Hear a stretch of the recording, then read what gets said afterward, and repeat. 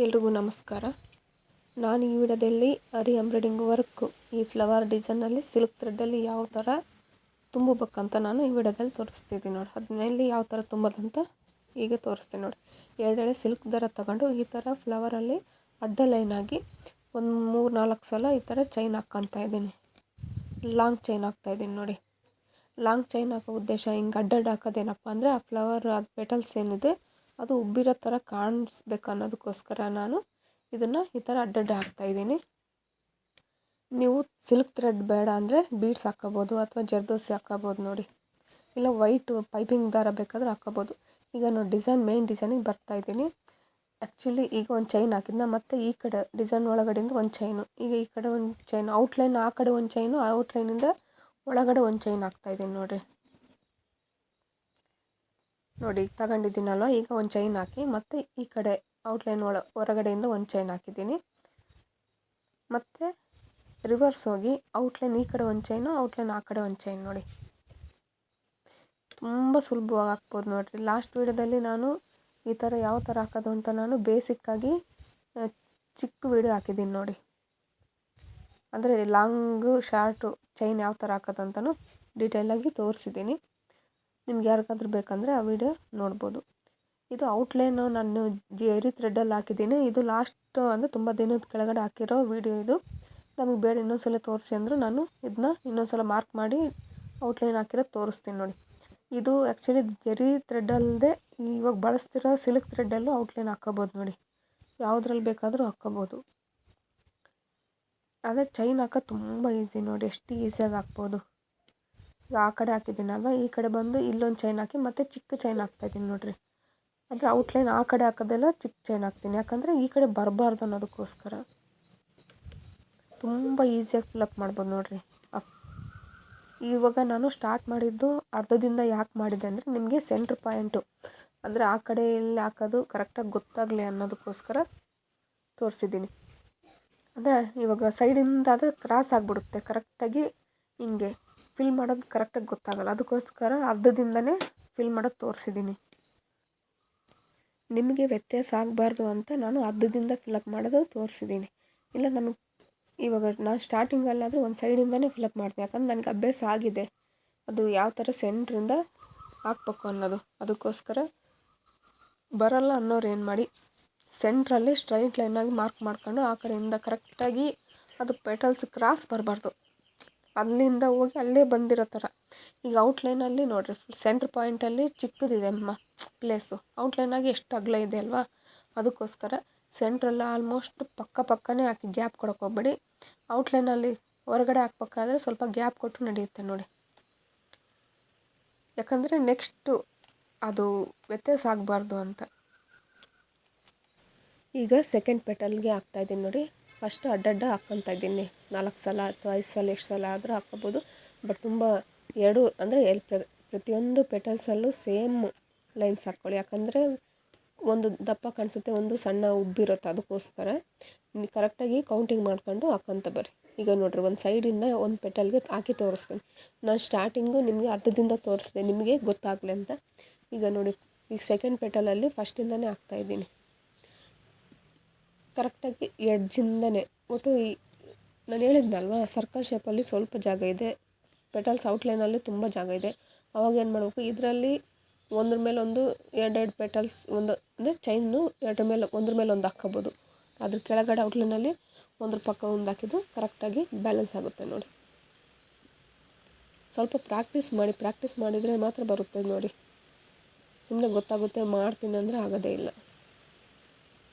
ತುಂಬ ಈಸಿಯಾಗಿ ಹಾಕ್ಬೋದು ನೋಡಿರಿ ಈ ಥರ ಡಿಸೈನ್.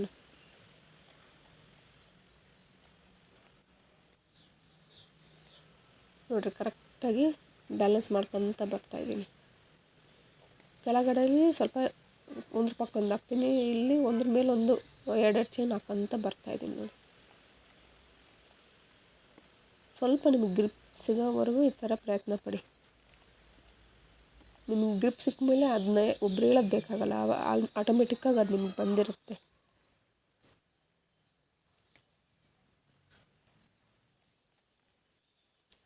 ನೋಡಿರಿ ಕರೆಕ್ಟಾಗಿ ಮೆಥಡ್ ಮಾತ್ರ ಸೇಮ್ ನೋಡಿರಿ. ಲಾಂಗು ಒಂದು ಚಿಕ್ಕದು ಈ ಕಡೆ ಹಾಕಿ ಅದು ಈ ಕಡೆ ಔಟ್ಲೈನ್ ಈ ಕಡೆ ಒಂದು ಚಿಕ್ಕ ಚೈನ್ ಹಾಕಿ ಅಷ್ಟೇ.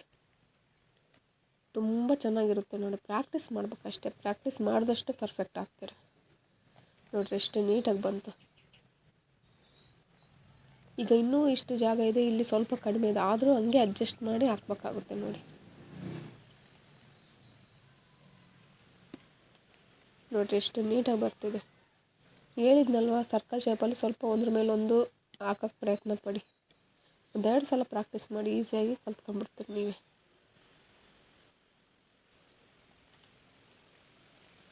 ಈ ಥರ ಫಿಲ್ ಮಾಡೋದಕ್ಕೆ 2 ಲೈನ್ ಅಷ್ಟೇ ತೊಗೊತೀನಿ ನೋಡಿರಿ. ಸಿಲ್ಕ್ ಥ್ರೆಡ್ಡು ಒಂದು ಸಿಂಗಲ್ ಲೈನ್ ಅಂದರೆ ಲೇಟ್ ಆಗುತ್ತೆ, ಅದು ಹಾಕ್ತಾರೆ, ಬಟ್ ತುಂಬ ಲೇಟ್ ಆಗುತ್ತೆ ಸಿಂಗಲ್ ಲೈನ್ ಅಂದರೆ ಫಿಲ್ ಮಾಡೋದಕ್ಕೆ. ಈ 2 ಲೈನ್ ಆದರೆ 2 + 2 4 ಆಗುತ್ತಲ್ಲ, ಫಾಸ್ಟಾಗಿ ಮುಗಿಯುತ್ತೆ ವರ್ಕು, ಮತ್ತು ಚೆನ್ನಾಗೇ ಬರುತ್ತೆ ನೀಟಾಗಿ ಫಿನಿಶಿಂಗು. ಆಲ್ಮೋಸ್ಟ್ ಈ ಥರ ಫಿಲ್ ಮಾಡೋವು ಅಂದರೆ ತುಂಬ ಲೀಫ್ ಆಗಿರ್ಬೋದು ಅಥವಾ ಈ ಥರ ಪೆಟಲ್ಸ್, ಫ್ಲವರ್ ಡಿಸೈನು, ಬೇರೆ ಯಾವುದೇ ಡಿಸೈನ್ ಆದರೂ ಈ ಥರ ತುಂಬೋದಕ್ಕೆ 2 ಲೈನೇ ತೊಗೊತಾರೆ ನೋಡಿ. 3 ಲೈನ್ ಅಂದರೆ ತುಂಬ ಜಾಸ್ತಿ ಆಗುತ್ತೆ, ಅದೊಂಥರ ಇನ್ನೂ ದಪ್ಪ ಕಾಣಿಸ್ಬಿಡುತ್ತೆ. ಅದಕ್ಕೋಸ್ಕರ 2 ಲೈನೇ ಬೆಸ್ಟ್ ನೋಡಿ. ನೋಡಿರಿ ಲಾಸ್ಟ್ ಸ್ಟೇಜಿಗೆ ಬಂದಿದ್ದೀನಿ, ಆದರೂ ಇಲ್ಲಿ ಪ್ಲೇಸ್ ಇಲ್ಲ ಅಂದರೂ ಅದ್ರ ಮೇಲೆ ಪಕ್ಕನೇ ನೀಟಾಗಿ ಮೇಂಟೈನ್ ಮಾಡಿ ಹಾಕ್ತಾಯಿದ್ದೀನಿ ನೋಡಿ.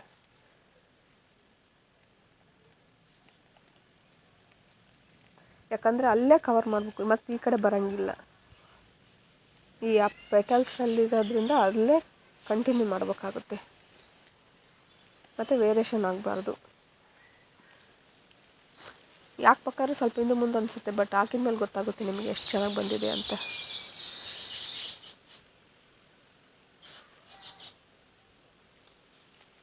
ಈಗ ಇದು ಸೆಕೆಂಡ್ ಒನ್ ಕಂಪ್ಲೀಟ್ ಆಯಿತು, ಈಗ ಥರ್ಡ್ ಒನ್ ಹಾಕ್ತಾಯಿದ್ದೀನಿ ನೋಡಿ.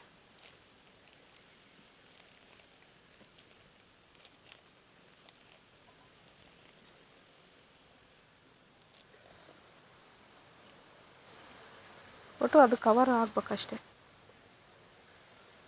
ನೋಡಿರಿ ನೀಟಾಗಿ ತೋರಿಸ್ತಾ ಇದ್ದೀನಿ, ಎಲ್ಲೂ ಏನೂ ತ್ರಾಸ ಆಗ್ತಾಯಿಲ್ಲ.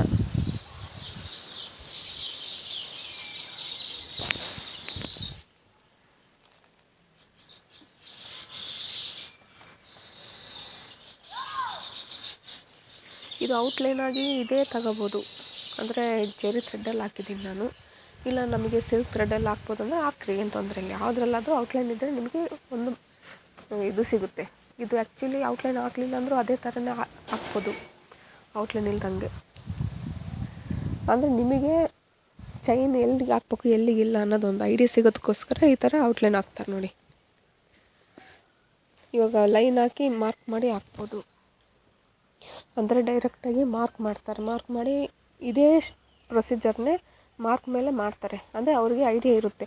ಬಟ್ ನಿಮಗೆ ಸ್ಟಾರ್ಟಿಂಗ್ ಕಲಿಯೋರು ಈ ಥರ ಔಟ್ಲೈನ್ ಹಾಕ್ಕೊಂಡ್ರೆ ಲಾಂಗ್ ಸ್ಟಿಚ್ ಎಲ್ಲಿಗೆ ಹಾಕ್ಬೇಕು ಮತ್ತು ಚಿಕ್ಕ ಚೈನ್ ಎಲ್ಲಿ ಹಾಕ್ಬೇಕು ಅನ್ನೋದೊಂದು ಐಡಿಯಾ ಸಿಗುತ್ತೆ. ನೋಡಿರಿ ಲಾಂಗ್ ಒಳಗಡೆ ಹಾಕ್ತೀರಿ, ಆ ಚಿಕ್ಕ ಚೈನು ಔಟ್ಲೈನಿಂದ ಈ ಕಡೆ ಹಾಕ್ತೀರಿ, ಅರ್ಥ ಆಯ್ತಲ್ವ? ಅದನ್ನು ಡೈರೆಕ್ಟಾಗಿ ಮಾರ್ಕ್ ಮಾಡಿ ಹಾಕ್ಬೋದು, ಬಟ್ ನಿಮಗೆ ಗ್ರಿಪ್ ಸಿಗುತ್ತೆ ಅಂದರೆ. ಇಲ್ಲಾಂದರೆ ಇಲ್ಲಪ್ಪ ಬರೋದಿಲ್ಲ ಅನ್ನೋರು ಡೈರೆಕ್ಟಾಗಿ ಈ ಥರ ಮಾರ್ಕ್ ಮಾಡಿ ಔಟ್ಲೈನ್ ಹಾಕಿ ಹಾಕ್ಬೋದು ನೋಡಿ. ಇಲ್ಲ ಸಿಲ್ಕ್ ಥ್ರೆಡ್ ಇದೇ ಕಲರ್ ಹಾಕಿದರೂ ಇನ್ನೂ ಚೆನ್ನಾಗಿರುತ್ತೆ.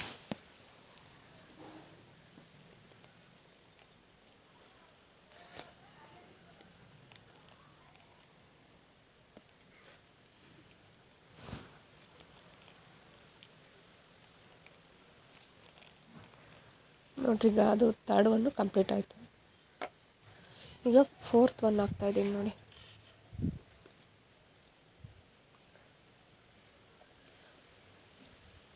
ನೋಡ್ರಿ ಎಷ್ಟು ನೀಟಾಗಿ ಬಂದಿದೆ ಡಿಸೈನ್, ಎಲ್ಲೂ ಏನೂ ಪ್ರಾಬ್ಲಮ್ ಆಗಿಲ್ಲ, ಕರೆಕ್ಟಾಗಿ ಬಂದಿದೆ. ನಾವು ಯಾವ ಥರ ಅಂದ್ಕೊಂಡಿರ್ತೀವಿ ಆ ಥರ ಬರಬೇಕಂದ್ರೆ ಪರ್ಫೆಕ್ಟಾಗಿ ಹಾಕ್ಬೇಕಾಗುತ್ತೆ.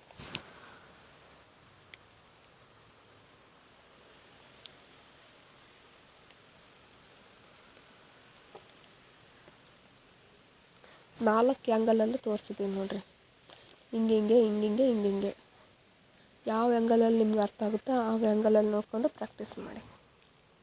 ನೋಡಿರಿ ಲಾಂಗ್ ಹಾಕಿ ಮತ್ತೆ ಶಾರ್ಟ್ ಹಾಕ್ತೆ, ಮತ್ತೆ ಲಾಂಗ್ ಹಾಕಿ ಮತ್ತೆ ಶಾರ್ಟ್ ಹಾಕಿದ್ದೀನಿ, ಮತ್ತೆ ಲಾಂಗು ಮತ್ತೆ ಶಾರ್ಟು. ಲಾಂಗು ಶಾರ್ಟ್ ಯಾವ ಥರ ಹಾಕೋದಂತೂ ಲಾಸ್ಟ್ ವೀಡಿಯೋದಲ್ಲಿ ಅಪ್ಲೋಡ್ ಮಾಡಿದ್ದು ನೋಡಿರಿ, ಸಿಂಪಲಾಗಿ ತೋರಿಸಿದ್ದೀನಿ. ಸುಮ್ಮನೆ ಥ್ರೆಡ್ನ ಹಿಂಗೆ ಮೂವ್ ಮಾಡಿದರೆ ನಮ್ಗೆ ಎಷ್ಟು ಉದ್ದಕ್ಕೆ ಬೇಕೋ ಅಷ್ಟು ಹೇಳ್ಕೊಂಡು ಅಲ್ಲಿ ಚೈನ್ ಹಾಕಿದರೆ ಅದು ಲಾಂಗ್ ಆಗುತ್ತೆ ನೋಡಿ. ಪ್ರಾಕ್ಟೀಸ್ ಮಾಡಲಿಕ್ಕೆ ಏನೂ ಬರೋಲ್ಲ, ಪ್ರಾಕ್ಟೀಸ್ ಮಾಡಲೇಬೇಕಾಗುತ್ತೆ ನೋಡಿ. ಎಷ್ಟು ಪ್ರಾಕ್ಟೀಸ್ ಮಾಡ್ತೀವೋ ಅಷ್ಟು ಪರ್ಫೆಕ್ಟ್ ಆಗ್ತೀವಿ. ನಮಗೇನೂ ಬರಲ್ಲಪ್ಪ, ನಮಗೆ ಕಲಿಯೋ ಮನಸ್ಸೈತೆ ಅಂದ್ರೂ ಸಾಕು, ಪ್ರಾಕ್ಟೀಸ್ ಮಾಡಿ. ಪ್ರಾಕ್ಟೀಸ್ ಮಾಡಿದಷ್ಟು ಪರ್ಫೆಕ್ಟ್ ಆಗ್ತೀರ.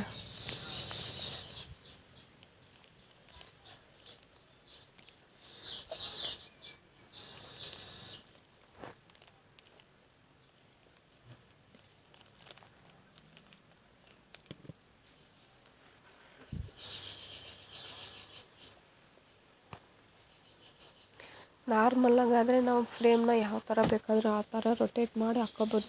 ಬಟ್ ವೀಡಿಯೋ ಮಾಡಬೇಕಾದ್ರೆ ಎಲ್ಲ ಆ್ಯಂಗಲಲ್ಲಿ ಹಾಕ್ಬೇಕಂದ್ರೆ ಸ್ವಲ್ಪ ಇದಾಗುತ್ತೆ ನೋಡಿ. ಅಂದರೆ ವೀಡಿಯೋ ಮಾಡಬೇಕಾದ್ರೆ ಆ ವೀಡಿಯೋ ಕಡೆನೇ ಗಮನ ಕೊಟ್ಟು ಹಾಕ್ಬೇಕಾಗುತ್ತೆ. ಅದು ನಾವು ಯಾವ ಥರ ಬೇಕು ಆ ಥರ ರೊಟೇಟ್ ಮಾಡ್ಕೊಳಕ್ಕೆ ಬರೋಲ್ಲ.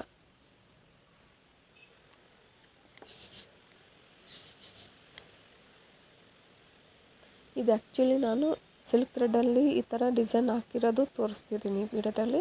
ನೆಕ್ಸ್ಟ್ ವೀಡಿಯೋದಲ್ಲಿ ಔಟ್ಲೈನ್ ಆಗಿ ಮತ್ತು ಸೆಂಟ್ರಲ್ಲಿ ಯಾವ ಥರ ಅಂದರೆ ಔಟ್ಲೈನಲ್ಲಿ ನಾವು ಏನು ಹಾಕ್ಬೋದು, ಬೀಡ್ಸ್ ಹಾಕೋದು ಹೆಂಗೆ, ಮತ್ತು ಸೆಂಟ್ರಲ್ಲಿ ಕುಂದನ್ನಾದರೂ ಇನ್ನೇನಾದರೂ ಇಟ್ಟು ಅದರ ಔಟ್ಲೈನ್ ಆಗಿ ಏನಾದರೂ ಹಾಕ್ಬೋದು ಅನ್ನೋದನ್ನ ನಾನು ನೆಕ್ಸ್ಟ್ ವೀಡಿಯೋದಲ್ಲಿ ತೋರಿಸ್ತೀನಿ. ಮತ್ತು ಹಾಕ್ಬೇಕಾದ್ರೆ 2 ಎಳೆ ಕರೆಕ್ಟಾಗಿ ಇದೆಯಾ ಇಲ್ಲ ಅಂತ ಚೆಕ್ ಮಾಡ್ಕೊಳ್ಳಿ. ಒಂದೊಂದು ಸಲ ಮಿಸ್ ಆಗ್ತಿರುತ್ತೆ. ಬಟ್ ನಾನು ಹೇಳ್ತಿರೋದು ಸಿಲ್ಕ್ ಥ್ರೆಡ್ಡಿಗೆ ಯಾವ ನೀಡ್ಲ್ ಹೇಳಿರ್ತೀನೋ ಅದೇ ನೀಡ್ಲೇ ಬಳಸಿ. ನೀಡನ್ನ ಚೇಂಜ್ ಮಾಡೋಕ್ಕೆ ಹೋಗಬೇಡಿ. ಬೀಡ್ಸ್ ಹಾಕೋದ್ರಲ್ಲಿ ಏನಾದರೂ ಸಿಲ್ಕ್ ಥ್ರೆಡ್ ಹಾಕಕ್ಕೆ ಹೋದರೆ ಹಿಂಜುಗುತ್ತೆ, ನೀಟಾಗಿ ಬರೋದಿಲ್ಲ. ಕರೆಕ್ಟಾಗಿ ಬರಬೇಕಂದ್ರೆ ಅದೇ ನೀಡ್ಲೇ ಬಳಸ್ಬೇಕಾಗುತ್ತೆ ನೋಡಿರಿ. ಆ್ಯಕ್ಚುಲಿ ನಾನು ಇದು ಬಳಸ್ತಾ ಇರೋದು ಕ್ರೋಶ ಕಡ್ಡಿ. ನಾನು ಸ್ಟಾರ್ಟಿಂಗಲ್ಲಿ ಏನು ತೊಗೊಂಡಿದ್ನೋ ಅದನ್ನೇ ಇಲ್ಲಿವರೆಗೂ ಬಳಸ್ತಾ ಇದ್ದೀನಿ ನೋಡಿ. ಅದು ಸಿಲ್ಕ್ ಥ್ರೆಡ್ಗಂತ ಅಷ್ಟೇ ಬಳಸ್ತೀನಿ, ಬೇರೆ ಯಾವುದಕ್ಕೂ ಬಳಸ್ತಾ ಇಲ್ಲ. ಈಗ 3ನೇದು ಕಂಪ್ಲೀಟ್ ಆಯಿತು. ಈಗ ಫಸ್ಟಿಗೆ ಅರ್ಧ ಹಾಕಿದ್ನಲ್ಲ, ಇನ್ನು ಅರ್ಧ ಪೆಂಡಿಂಗ್ ಇತ್ತಲ್ವ ಅದನ್ನ ಹಾಕ್ತಾಯಿದ್ದೀನಿ ನೋಡಿ. ನೋಡಿರಿ ಎಷ್ಟು ಸಿಂಪಲ್ಲಾಗಿ ಹಾಕ್ಬೋದು. ಈಗ ಸರ್ಕಲ್ ಶೇಪಲ್ಲಿ ಒಂಚೂರು ಗ್ಯಾಪ್ ಇದೆ, ಔಟ್ಲೈನಲ್ಲಿ ಎಷ್ಟು ಗ್ಯಾಪ್ ಇದೆ ನೋಡಿ. ಇವಾಗ ಅದನ್ನು ಮ್ಯಾಚ್ ಮಾಡಿ ಹಾಕ್ಬೇಕಾಗುತ್ತೆ.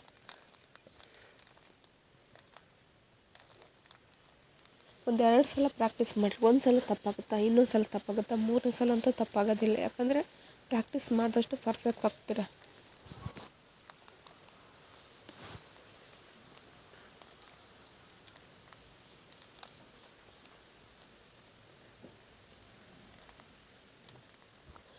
ಈಗ ಈ ಡಿಸೈನ್ನ ಇಷ್ಟಕ್ಕೆ ತೋರಿಸ್ತಾ ಇದ್ದೀನಿ. ಸಿಲ್ಕ್ ಥ್ರೆಡ್ಡಲ್ಲಿ ಎಷ್ಟು ಬೇಕೋ ಅಷ್ಟು. ನೆಕ್ಸ್ಟ್ ವೀಡಿಯೋದಲ್ಲಿ ಔಟ್ಲೈನು ಮತ್ತು ಸೆಂಟ್ರಲ್ಲಿ ಏನು ಮಾಡ್ತೀನಿ ಅಂತ ನೆಕ್ಸ್ಟ್ ವೀಡಿಯೋದಲ್ಲಿ ತೋರಿಸ್ತೀನಿ ನೋಡಿ. ಆಲ್ಮೋಸ್ಟ್ ಲಾಸ್ಟ್ ಸ್ಟೇಜಿಗೆ ಬಂದಿದ್ದೀನಿ ನೋಡಿ. ತುಂಬ ಅಂದರೆ ತುಂಬ ಚೆನ್ನಾಗಿ ಬಂದಿದೆ ನೋಡಿ. ಯಾರು ಬೇಕಾದರೂ ಹಾಕ್ಬೋದು, ಅಷ್ಟೇ ಈಸಿಯಾಗಿರುತ್ತೆ. ಬಟ್ ಏನಂದರೆ ಪ್ರಾಕ್ಟೀಸ್ ಮಾಡಿ.